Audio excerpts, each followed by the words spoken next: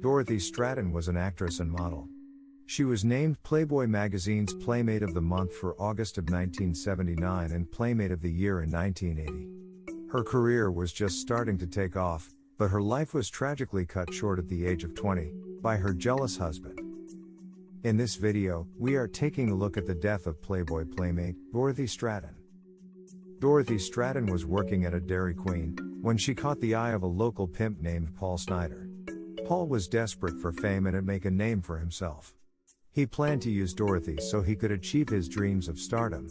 He persuaded Dorothy to pose nude for a photo shoot and sent the photos to Playboy magazine. Dorothy Stratten caught the eye of Playboy magazine founder, Hugh Hefner. He loved the way Dorothy looked and wanted to put her in the magazine. It seemed like she had turned into a celebrity overnight, making appearances on TV, movies and in between the covers of Playboy magazines. In 1979, Dorothy and Paul got married and he acted as her agent. He told some people that she was his rocket to the moon.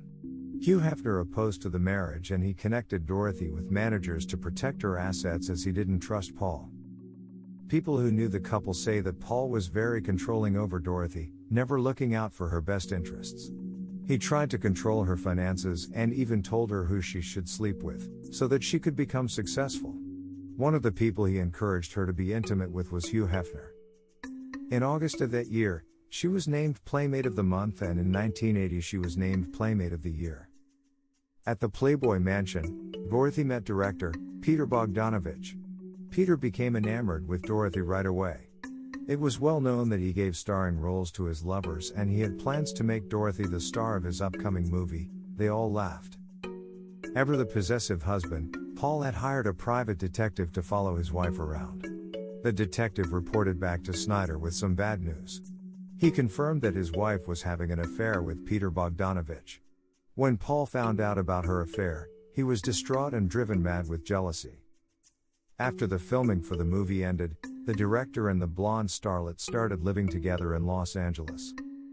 Just hours before the murder took place, Paul was making morbid remarks about deaths of Playboy Playmates. He talked about how Playboy editors would quickly pull recently deceased Playmates from upcoming issues, if they had enough time to do so. On August 14, 1980, Dorothy had planned to meet with Paul to discuss their divorce. Her business manager suggested to her that she should hand over the remaining separation and divorce negotiations to her lawyer. But Dorothy said that she would rather deal with Snyder personally, believing that it would make the process go more smoothly. She also said that she felt that Snyder was being very nice about everything and that she would like to remain friends with him. Dorothy arrives at Paul's home at around 2 p.m. Not being able to handle the fact that Dorothy was moving on with a new man, and filled with blind rage, Paul ended up sexually abusing Dorothy and then he shot her in the face with a shotgun. About an hour after he murdered his estranged wife, Paul turned the gun on himself. At around 8 p.m., Paul Snyder's roommates came home. They noticed Dorothy's car parked in front of the house and saw her purse sitting on the table, which had $1,100 inside. Dorothy was going to give it to Paul as part of their divorce settlement. Paul's bedroom door was closed, and the roommates assumed that the couple had reconciled and wanted to have some privacy. They spent the next few hours in the living room, watching television. At around 11 p.m., feeling uneasy over the eerie silence from Paul's room, the roommates decided to check on them and discovered the nude and bloodied bodies of the former couple in the bedroom. Dorothy was scheduled to appear in the October issue of Playboy magazine in a series devoted to women from Canada. Editors raced to get her photos removed from the issue after her death, but it was too late. The magazine had already gone into print. She was also scheduled to appear in a Playboy calendar and Christmas ad, alongside Hugh Hefner. Fortunately, Playboy was able to remove her from these projects in time. When Peter Bogdanovich learned of Dorothy's death, he was terribly grief-stricken. He wrote about when he had found out that she had passed, in a book years later. He writes, "I screamed. On the floor I curled into a ball." In a strange twist, Peter ended up marrying Dorothy's younger sister, Louise. Louise was only 12 years old when Dorothy died. She said that she looked up to her older sister. When Louise turned 20, she married Peter in a secret ceremony. Her family were not invited.